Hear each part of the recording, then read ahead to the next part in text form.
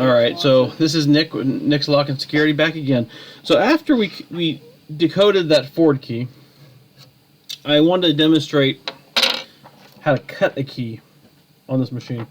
So like I said, I inadvertently broke one of my cutters. So we will have to show you how to... Right now all my videos have shown you with the decoder on both ends. It's only required for step 1, but I haven't needed the cutter yet. So you just take the cutter. It comes with this wonderful T-shaped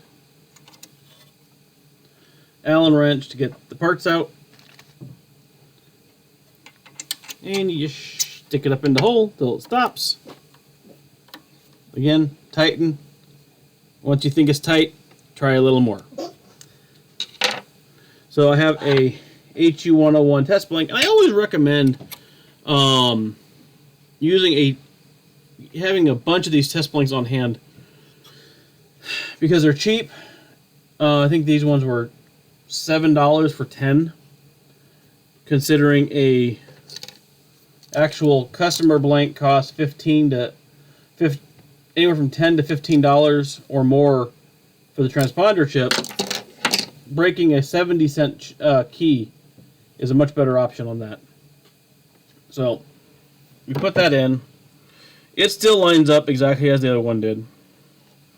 But here, so you can choose, as I said before, you can manually type in a key code, whatever you want. I cancel that one out instead of overwriting the codes. But you click cut, and here you have some options. So one, it makes sure that you know that you need to be at the front line. It's telling you right here to put in the 2mm cutter.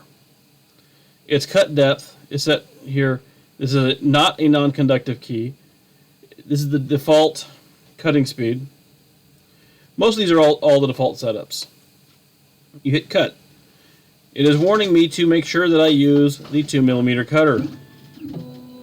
And now it's cutting. So at first it verifies some positions.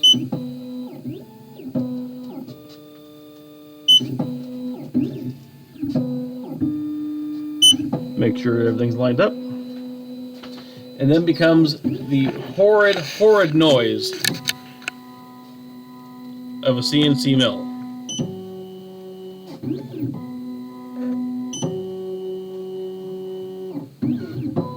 You just saw the butt of my lovely assistant.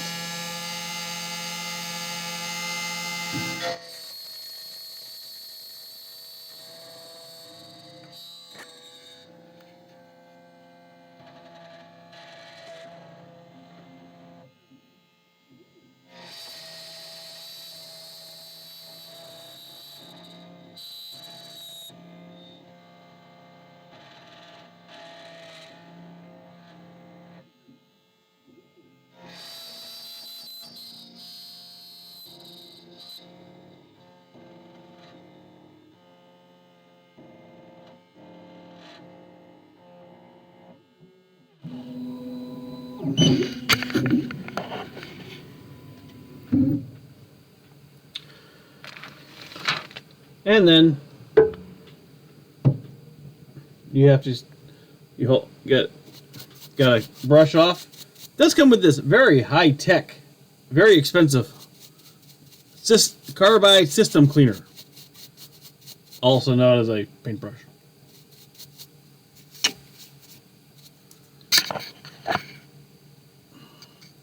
Then you just flip the key over, make sure it lines up with line number 1, and I tend to push on both the tip, and on the back as I crank it down. Make sure it's clean. Bring down the splatter shield, and you just hit cut a second time.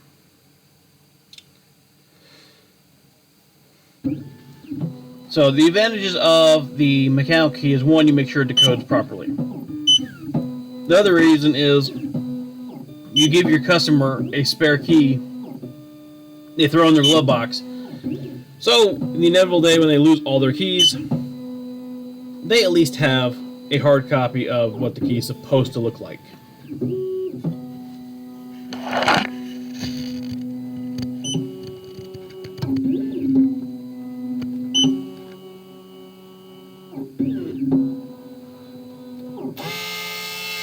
could almost be a little musical.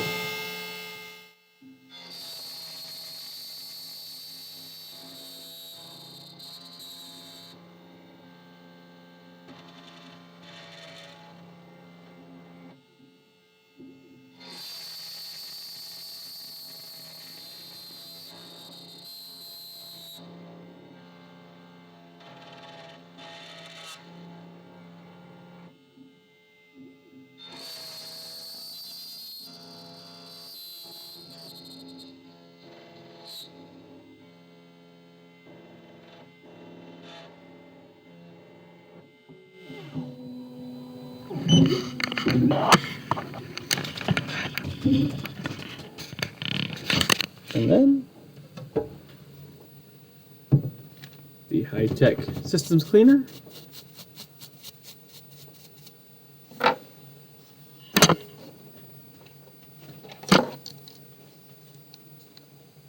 And they look pretty close.